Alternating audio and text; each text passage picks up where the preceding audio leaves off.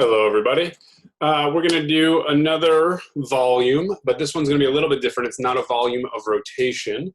Instead, it's this shape described here. The base is a circle in the XY plane with radius r. I should put that in there.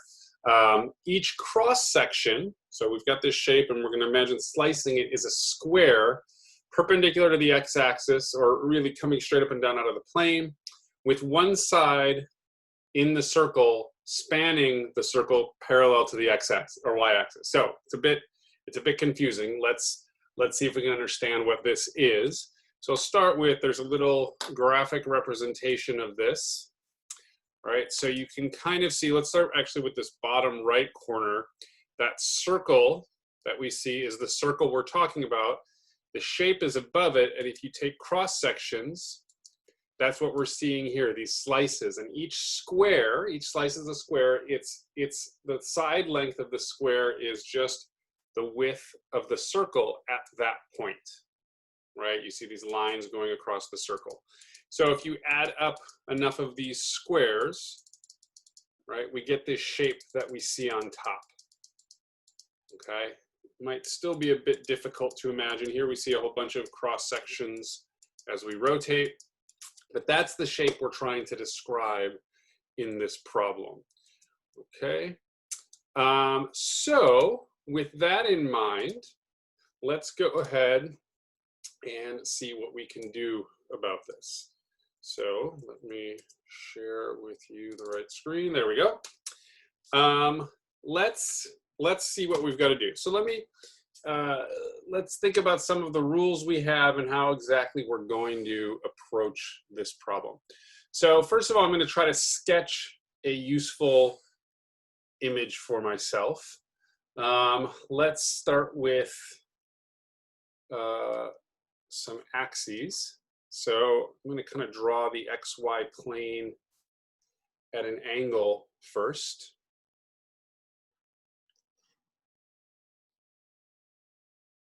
Okay, so there is a set of axes.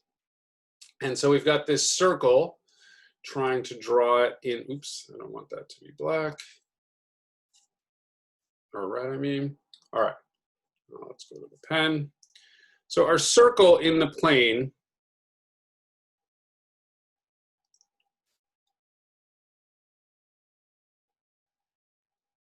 looks something like this. That perspective's not perfect, but I think it'll have to do.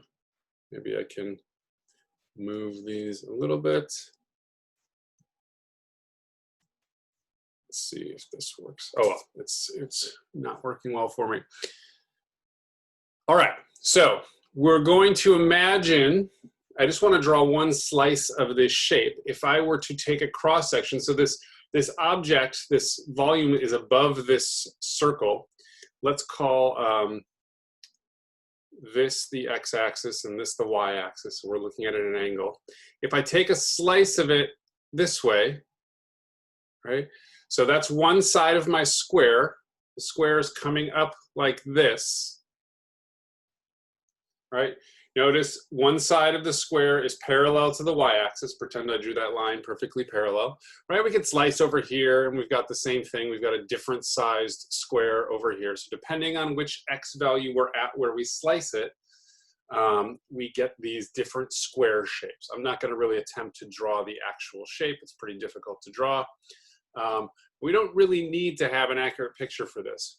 So remember how we're going to compute the volume, right? What I'm going to think about doing is, for each value of x, right, I've drawn two of them here. I can imagine slicing this object and getting these cross sections. And if I take the integral from the bottom to the top of this circle, so whatever this bottom x value is to this top x value, I'll just call it a and b for now. And we figure out a formula that tells me the area of the cross section for each value of x, then this will give me the volume, right? So what I want this area formula to do is, if I pick a value of x like this one, give me the cross-sectional area. In other words, the area of this square. All right, so that's what we need to figure out here. What is this cross-sectional area and the values of a and b, and then compute that integral, okay? So let's see what we can do. Well, we do know that the area of the square is equal to the side of the square squared, okay? So our area function, oh, and let's also note that as I change values of x, you can see pretty clearly in this picture, I get different side lengths, right? If I pick an x value like x equals 0 right in the middle, has a very long side of the square. If I pick an x value over here, it's a bit shorter. If you pick an x value very near the edge, you're going to get a very short side length. In other words, what that's saying is s is a function of x. Depending on x, we get a different side length. And so our area function will be, can we find the side length depending on x and then square it? Okay. All right. Let's make another drawing here. Let's try this axis tool. All right, so there's a set of axes. Let's put this over here now.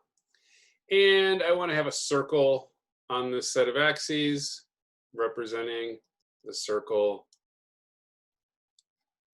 right, from this problem.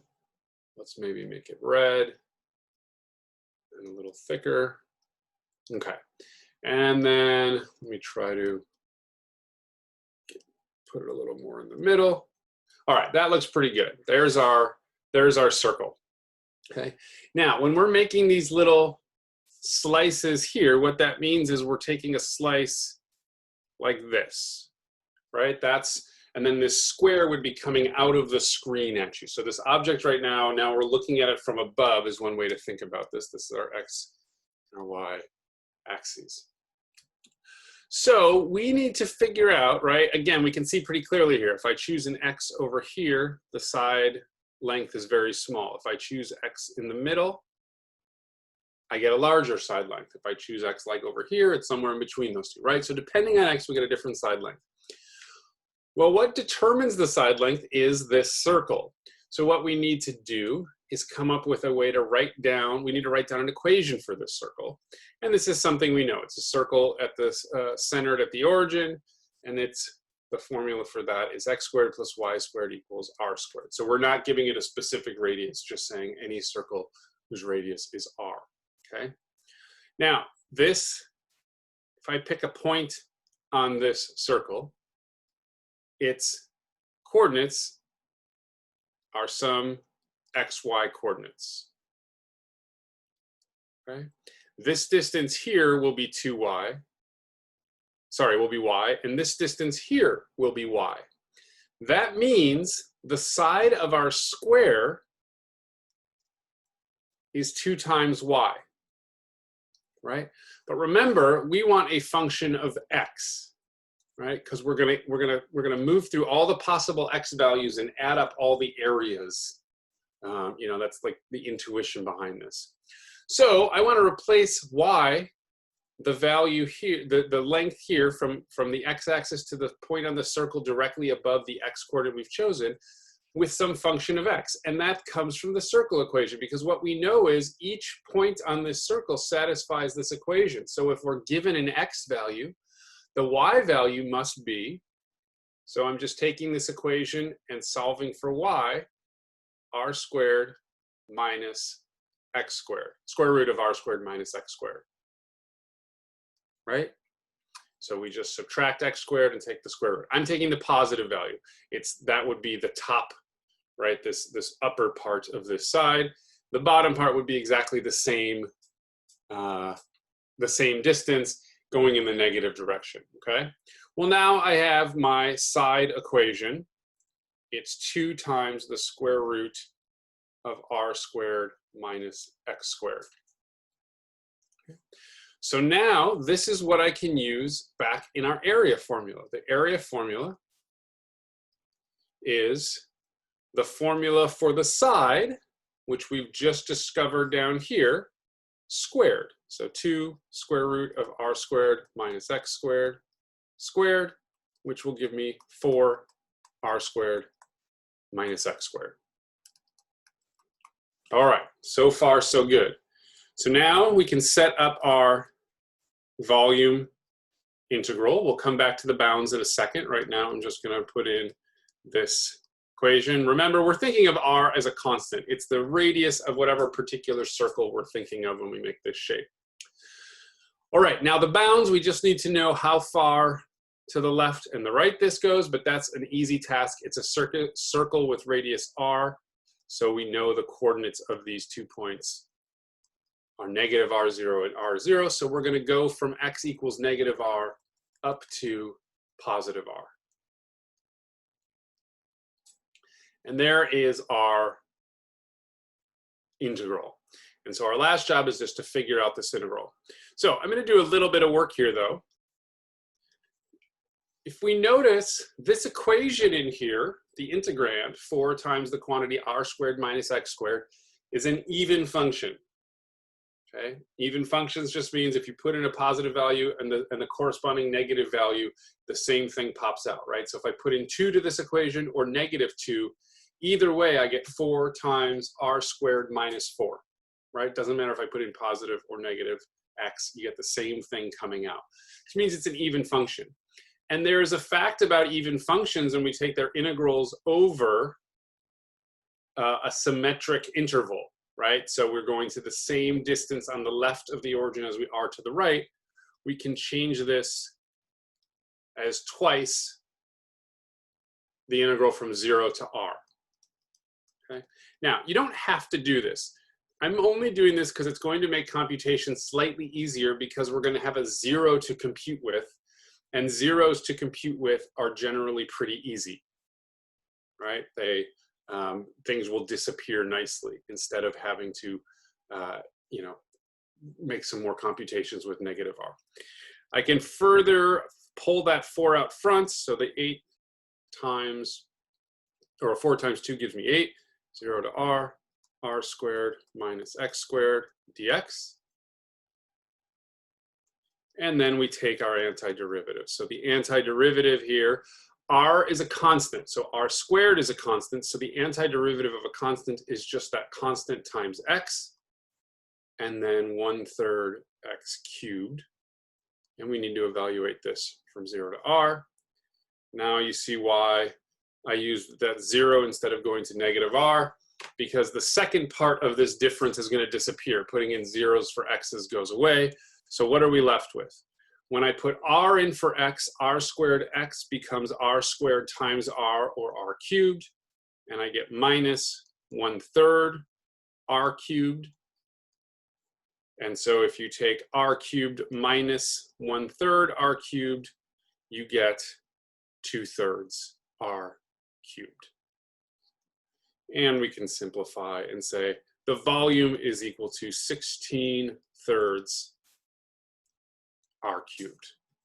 Okay, so if you wanted to know the volume for a particular version of this, like if you had radius 1, then its volume is 16/3. If you had radius 2, then it would be 16/3 times 8. So what, 80 and 48, 128 thirds, and so on and so forth, right? You can plug in any numbers you want. Okay, that's it for this one. This is an interesting one. We've done all these volumes of rotation, which have kind of the same idea over and over again. It's always circles, but it can work for any shape where you have an area function and you're kind of adding up slices where you can say the area of each slice given the x value that you're at. Okay, thanks everybody. I will see you next time.